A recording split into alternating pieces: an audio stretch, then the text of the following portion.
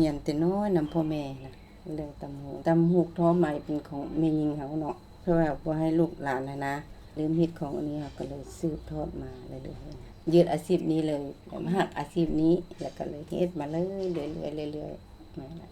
โรงงานไหมคำนี้เป็นโรงงานผ้าไหมเนาะเฮาละหักเกี่ยวกับผ้าไหมซิจ้ะหักเกี่ยวกับชิ้นออกมางามๆไหมล่ะเราโอ้ดีใจหลายแต่อยู่นี่เฮาเฮ็ดเวียกแบบครอบครัวบ่มีหยังก็โอ้ร่วมกันสบายผมบ่ได้ว่าแนวนั้นแนวนี้นะมีหยังก็ปรึกษาหารือกันเรียกบ่ตกบ่แตกบ่มีหยังบ่เข้าใจก็อธิบายมาถามจ้ะรู้สึกดีใจเลยลูกเพราะว่านะอยู่นี่มาหลายปีบ่ไปบนอื่นนี่เนาะ นี่ว่าภูมิใจได้อยู่นี่น่ะ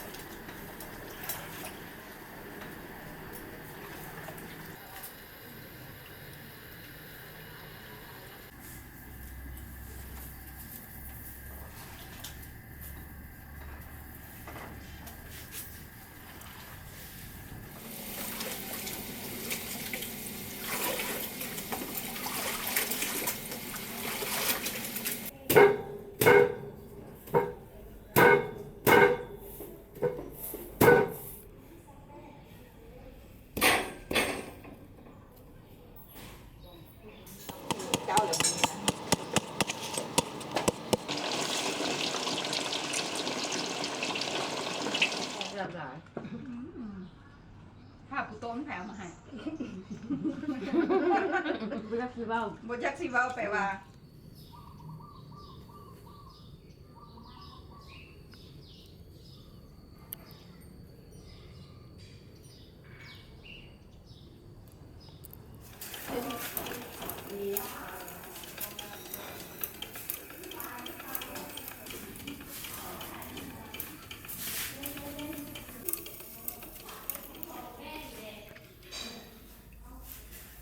เฮ็ดแต่น้อยนั่นแหละตำหูกอนุรักษ์ของคนลาวเฮาเด้เนาะต้องเรียนรู้ทุกคนต้องเรียนรู้มาเฮ็ดอยู่นี่ละ16 ปีนี่ล่ะภูมิใจที่ได้อนุรักษ์เวียกตัวนี้เอาไว้ให้รุ่นหลานรุ่นลูกรุ่นหลานต่อๆไปแหละเวียกตัวนี้แบบเป็นเวียกที่เฮามักอยู่แล้วตั้งแต่สมัยเฮาอยู่บ้านน่ะแม่พาเฮ็ดมาจังซี่นะแล้วเรามักด้านนี้ปกติอยู่บ้านเฮาจะบ่มีกี้แบบนี้เนาะมาเบิ่งแบบเครื่องที่ทันสมัยกว่าที่อยู่บ้านเฮาจังซี่นะก็เลยว่าอยากลองเบิ่งอยากเฮ็ดเบิ่งสิแม่เฮ็ดแล้วก็โอเคแล้วก็เฮ็ดมาจนถึงปัจจุบัน10 ปีมาตั้งแต่ปี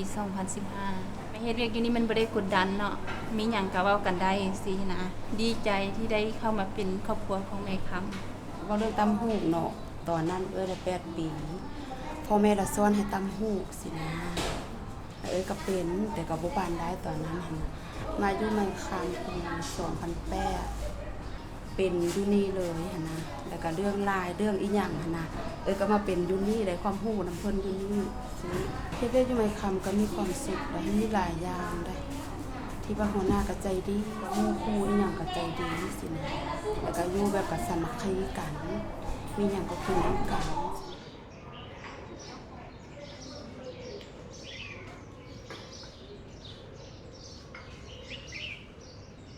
ภะคะวะโตสาวกสังโฆญายะปฏิปันโนภะคะวะโตสาวกสังโฆขอถวายพระกุศลนี้แด่องค์สมเด็จสัมมาสัมพุทธเจ้า